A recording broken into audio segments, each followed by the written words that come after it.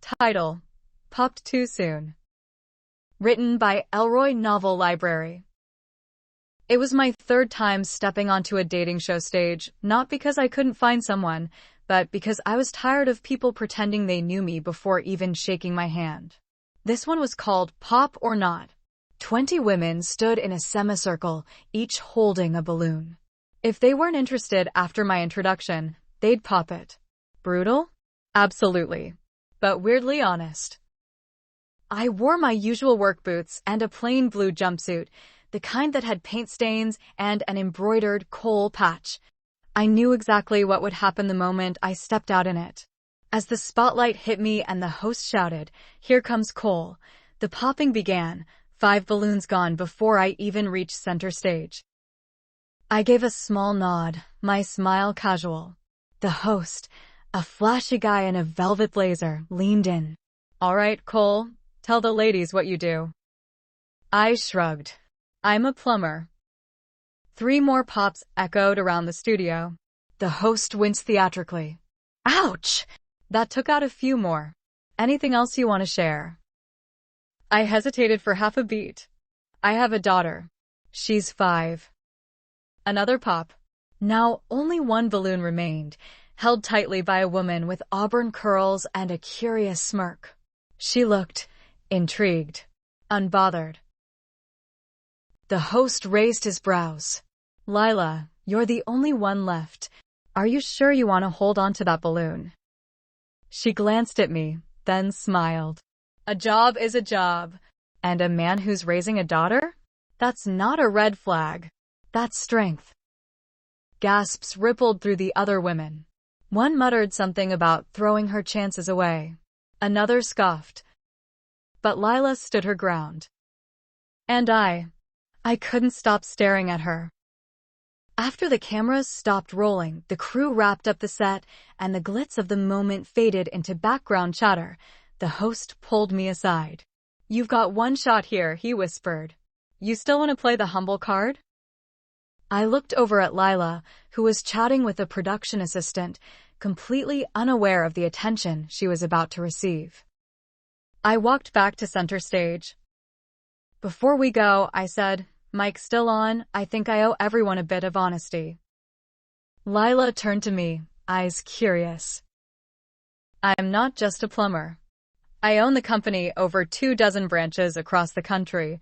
And yes, I have a daughter. Her name's Scarlett. Her mom passed away during childbirth. That's not something I share often, but I think it matters." The gasps were louder this time. Some of the women who popped their balloons moments ago now looked like they wanted to snatch them back from the floor. The host grinned wide. "Ladies, turns out Cole is not just a working man. He's a billionaire boss dad." One of the earlier contestants stepped forward. "I made a mistake. Can I get another chance?" I shook my head. "Sorry. I wasn't looking for someone to be impressed by my bank account. I wanted someone who saw me first." I turned to Lila. She still held her balloon. "You still in?" I asked. She smiled. "Still in." 3 months later, I stood outside Lila's apartment with a bouquet of sunflowers, her favorite, and a tiny hand clutching mine. "Dad, do I have to be on my best behavior?" Scarlett asked, looking up at me with curious eyes. I smiled down at her. "Just be yourself, Munchkin. That's more than enough." Lila had been slowly becoming part of our lives, not through any forced timeline, but naturally, like sunlight easing through a window. She never rushed, never overstepped. She came to a few of Scarlett's soccer games, joined us for pancakes on weekends, and even sat with me late into the night, just talking about things we'd never told anyone else. I rang the doorbell. When she opened it, wearing a loose knit sweater and jeans, hair tied back in a messy bun, I swear it felt like coming home.